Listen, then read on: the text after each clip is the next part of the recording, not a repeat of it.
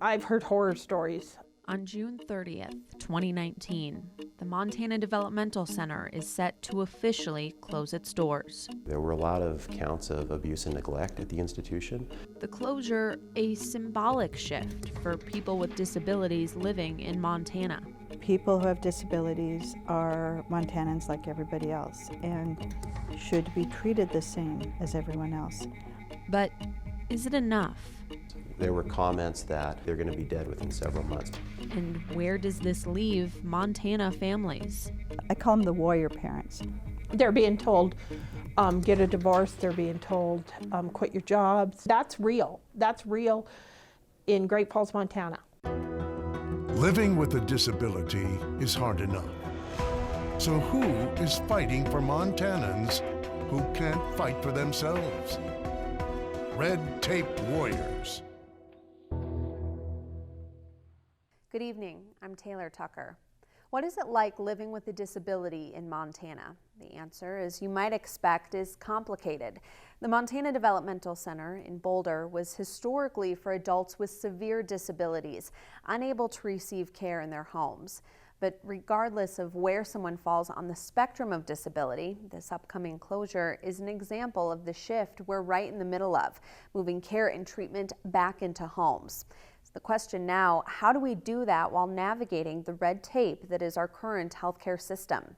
We begin tonight with the story of Remington. You'd never know from looking at her that Remington is any different from any other little girl. But her journey is extraordinary, and that's thanks in large part to her parents who refused to give up. This? Yeah, what is that? Strawberry. I think it was June. It was a Friday. We went to my gender scan, and I didn't know what I was having. It was Rich, and then my best friend's in the room with me. But I really honestly should have known something was wrong then, because they kept coming in and taking more pictures. But they just said the baby was moving around a lot, which she was. That's when we found out about the single cell umbilical cord omphalocele, and then the right kidney issue and everything. But we didn't know about any of the other medical until Seattle came, because we were Mercy flighted 2 hours after she was born to Seattle. So got up, got showered, got dressed, made sure I had my bag, and I went with her right after I had her. It was super scary because I didn't even get a hold of my babe until my birthday, which was 2 days later.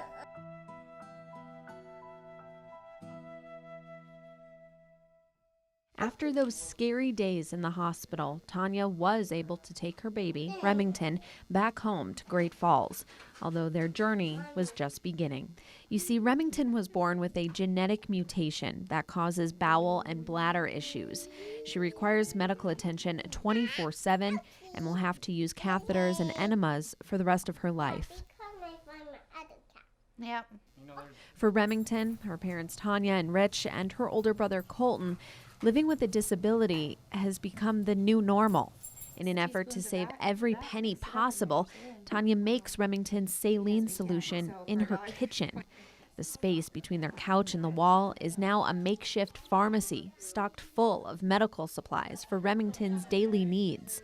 So yes, for all intents and purposes, Remington and her family have gotten used to their new version of normal. But for this family, every time they reach one milestone, there's another roadblock in their way. We've had evaluations, we've had everything done for her. Her test scores are amazing cognitively, but she falls under a medical condition. I thought it was going to be as simple as enrolling my son. This roadblock, the public school system. She wants to come to preschool, and she needs nursing services. Nursing services can cost between $7,000 and $10,000 a month for 40 hours of childcare. That's a hardship on an organization. We don't get those funding. You know what I mean? So right now she's sitting, waiting for somebody, bright little girl. And so it makes me feel crazy to think she can't be with her peers. She wants to. Do you know what I mean? But she's falling through the cracks because of her situation. Doesn't qualify for special ed. But then on the same token, how can she make progress if she can't come? Remington doesn't qualify for special ed because, well, she's really smart for her age. To receive the benefits of special education, evaluators have to prove a child is struggling to communicate verbally and in social interactions. That evaluation can take anywhere from 6 months to a year, which is a huge chunk of a 3-year-old's life. So even though Remington doesn't qualify based on cognitive ability, she still needs help in school. It's not exactly a simple process for a 3-year-old to change her catheter in a preschool bathroom. And finding someone to help her daughter has been a struggle for Tanya. It's really frustrating for me to have such a hard time getting her in. That was what was really just frustrating for me, was fighting for my daughter to be able to go to a public school system. The good news here is that Tanya was eventually able to find someone within the school district who could change a catheter. But the process was exhausting for Remington's family. And beyond that, gave Tanya a taste of the uphill battle still ahead. You know, as a parent with a child with disabilities, even medical disabilities or even cognitive, you have a million other things on your mind and a million other things you're worried about and doing, rather than having to contact 50 different people just to get an answer. I don't believe we do a horrible job as far as supporting people with disabilities. I just think we can do better. As a disabilities specialist, Bobby Sue Talmadge works with families every day who are struggling not just to raise children with disabilities, but to navigate the many systems just so that they can get their kids basic care.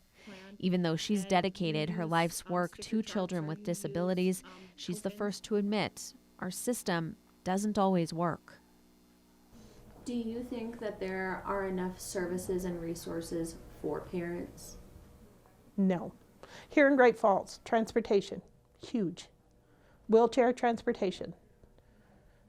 To get a child to, if you don't have your own van, your child can really only get sick between 9 and 6 when the city buses or when the paratransit works. And if it happens on the weekend, you know what I'm saying? So that's a huge issue here in Great Falls. Imagine the most frustrating adult chores: going to the DMV, translating medical bills, doing your taxes. Now, imagine doing those tasks every day for the next 18 years. In a way, that's what it can be like raising a kid with a disability.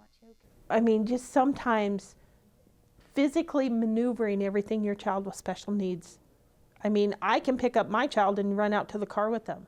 Your child with special needs, you get them to the car, you got to get the walker, maybe you might have to get the breathing machine, you might have to get, they have to have certain kinds of foods, you might have to have visual schedules because they're going to melt down in the car, you might, you know what I mean? It's not that simple. There's a lot more things you have to do on a daily basis just to get through your day.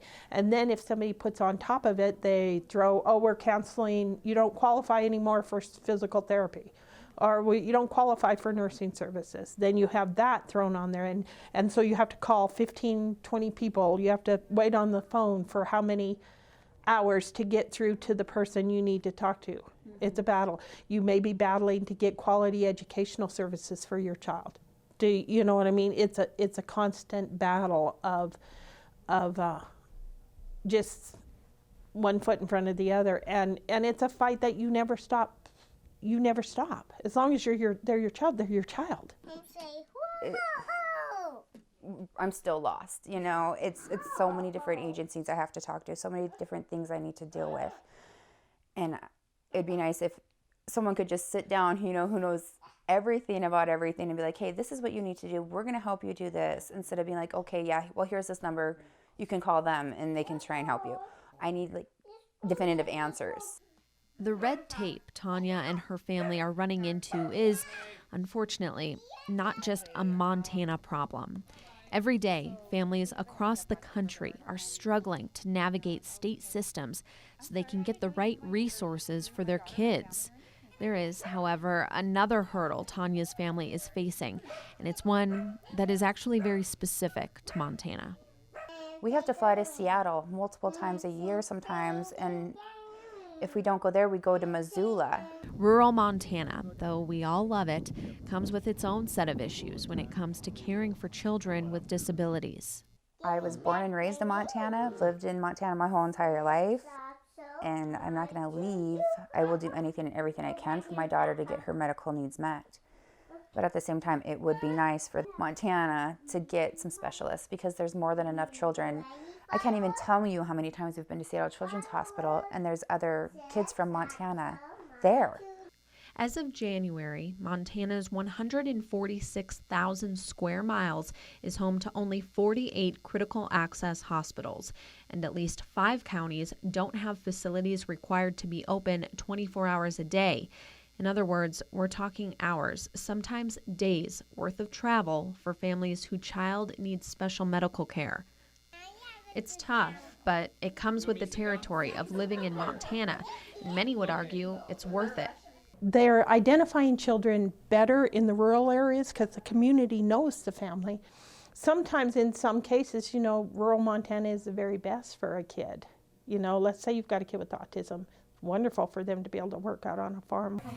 Wonderful to work on a farm, but definitely not wonderful for the pocketbook.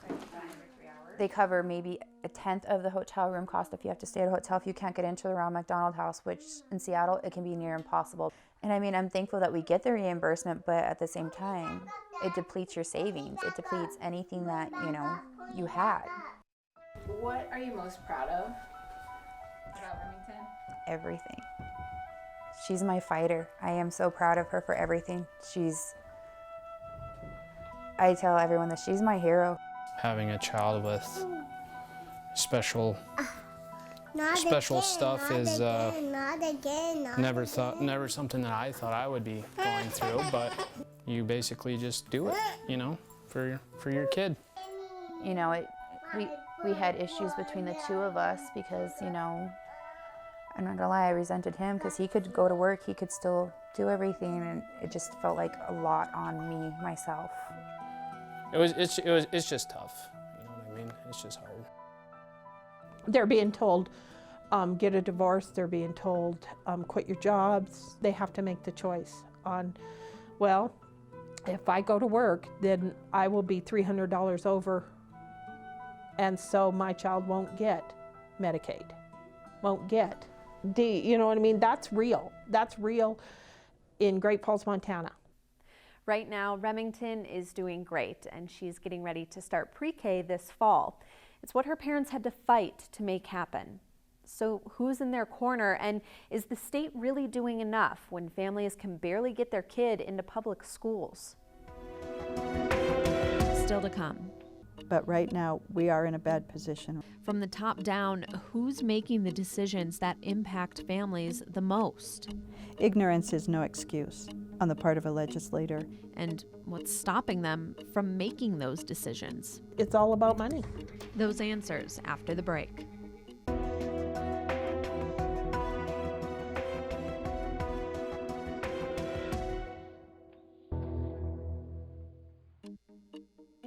The Montana Developmental Center, or MDC for short.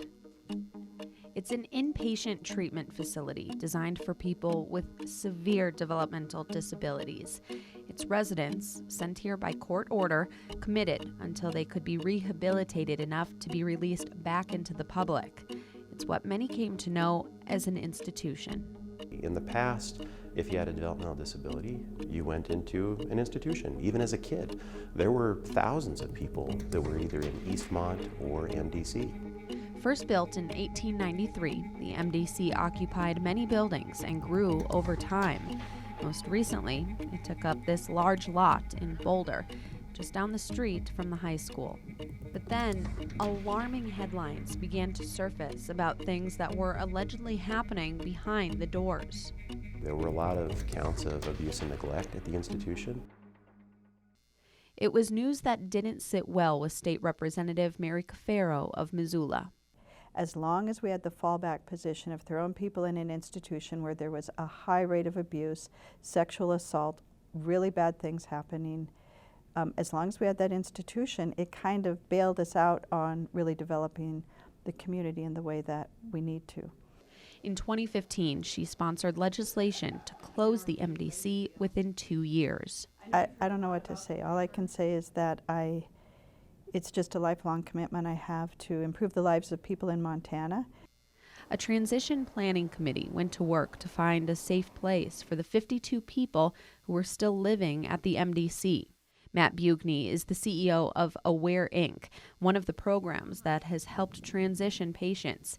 He says the closure brought mixed reaction and a lot of emotion. So a lot of apprehension, a lot of unknowns. That was a prevalent feeling, and a lot of people were scared. If you visited the MDC today, it's mostly deserted with boarded up windows and overgrown weeds. But in the far corner of the property, in a nondescript building, you'll still see movement. In 2017, the year the MDC was supposed to close, lawmakers passed another law, one that allowed some patients to stay at the MDC, only they're now calling it the IBC, Montana's Intensive Behavior Center. By law, the IBC can have up to 12 patients, all people with developmental disabilities, all in need of intensive treatment. So with the majority of Montana's committed patients now finding new housing options, you might think you'd see an increase in funding for case managers or mental health care. Only the exact opposite happened. So 2017, regular session, the budget was cut, and then it was cut again during the special session, and we haven't made it back up. We have not gotten back to where we were before. Those cuts, which on paper appear to be only a small percentage of the overall budget, translated into thousands of dollars taken away from mental health services. Caseworkers across the state lost their jobs practically overnight, and due to the closure of MDC, mental health resources were needed more than ever. Bobby Sue Talmadge works at Head Start in Great Falls. She's seen firsthand the impacts of these cuts. It's all about money. It's all about funding. It's all about funding getting cut, funding getting, we did go through this past year with a lot of cuts made to people with disabilities, their needs. And so people had to figure out, scramble, and I think we're regrouping some of that. Some of the funding's coming back in certain areas. But whenever you have changes like that, you think, well, this is no big deal, but it really does impact a family. If your child can't get the non-generic medicine, it could impact their health. Everybody's an individual and has different needs, and it's hard, to give credit to our state systems. It's difficult to manage these large systems and allow for the individualization that every person needs. And a common line of thought from many people I spoke to, it's hard for others to understand what it's like living with a disability. When they make some of these decisions at the top level, it really does trickle down and impact families.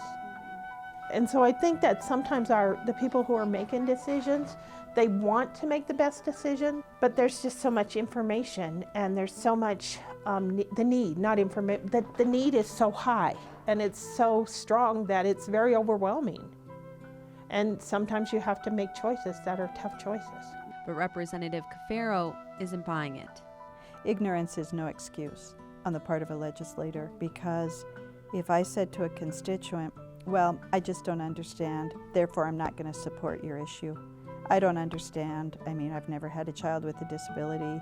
I don't understand, so I'm just going to vote no on any revenue that might potentially help your child to get the oxygen that they need.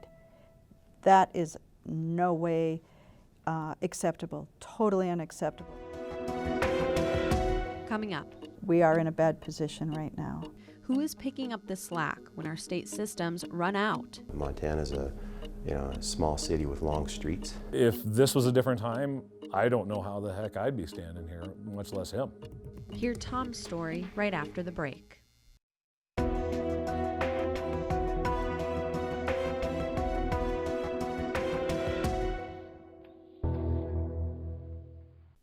Welcome back. Funding for programs that help people with disabilities has become a growing problem in the last 4 years. But that doesn't mean that all hope is lost. Family members continue to fight through red tape to get help for their loved ones, and now many nonprofit groups are stepping up as well. Here's the story of Tom and Dan, two brothers working together to navigate life. Dan was diagnosed very early on with autism. Tom Hazen is a lawyer in Great Falls, and on the weekends, he coaches his brother's Special Olympics ski team. You know, he is my rock. Dan is, in a lot of ways, he's able to handle the slings and stones that the world throws at you throughout the course of an adult life than I am. While Tom and Dan do many things together, Dan lives independently in an assisted living facility, taking care of himself to the best of his ability. In return, his older brother Tom has been able to live his own life, checking in on Dan whenever Dan lets him. Getting to this point of independence took decades and a lot of help from whatever resources Tom and Dan could get their hands on. But it didn't come without a fight. Even as an attorney, Tom admits he struggled at times to get his brother basic care in a system that is very difficult to navigate. The same system Remington and her family are working through right now. They don't just say, hey, I'm going to hook you up with this person, this person, and this person. It's, oh, well, you need to get a hold of this person. Well, how do I go about doing that? You don't know. The amount of red tape, the amount of bureaucracy, the amount of forms that need to be crossed, of limitations that are imposed, and it's really frustrating to see those situations because, you know, these are situations where it's really an immutable situation. I mean, Dan can't work harder and suddenly not be autistic. What I would love to see eventually is a society in which we accept the fact that, frankly, there are people that we have to help out sometimes and we have to lift up. And I would love to see a society in which we just do that out of the better part of our heart and not impose 10 pounds of paperwork that they have to get through before they receive those benefits. Luckily, in 2019, there are now countless organizations out in Montana's communities that will do just that. Places like Pluck in Billings, Quality Life Concepts in Great Falls, Disability Rights Montana in Helena, Special Olympics Montana, the ARC in Missoula, and the list goes on and on. But it also makes you grateful that we're living in the world we are now. Even with all the black eyes, even with all the bumps, I mean, it really is a good time, a really good world, and this is the best country on the planet for these kind of situations.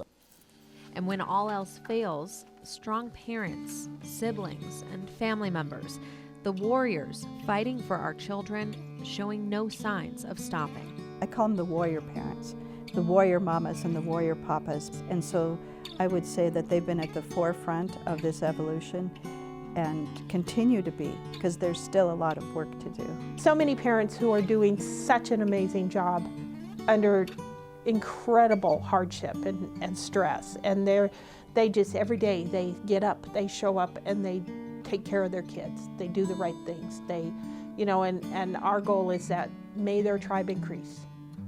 Those parents now taking the fight beyond their homes and doctors' offices, showing up in crowds this past January in Helena, working to get new laws passed that will help ensure their children have a future in Montana. And when it all feels like too much, the constant reminder of what they're truly fighting for. You know, it's really easy to get buried in the minutia and the gripes of day-to-day adult life. And the bills come in and you're really frustrated.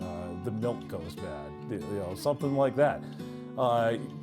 Your timing belt on the car is out and all of a sudden you've got another bill. Things of that nature. And then you go to a Special Olympics or you go to an Easter Seals dance and you see a group of people who literally have, the world is kind of stacked against them. And they're the happiest, most loving, caring people on the planet, and they just are overjoyed to be in that situation. And suddenly you realize, there are wonderful things in this world. There's always a sun coming up tomorrow, and to just stop fretting about the small stuff and to be happy about the good stuff. Thank you for joining me tonight for our Red Tape Warriors special. I'm Taylor Tucker. Have a great evening.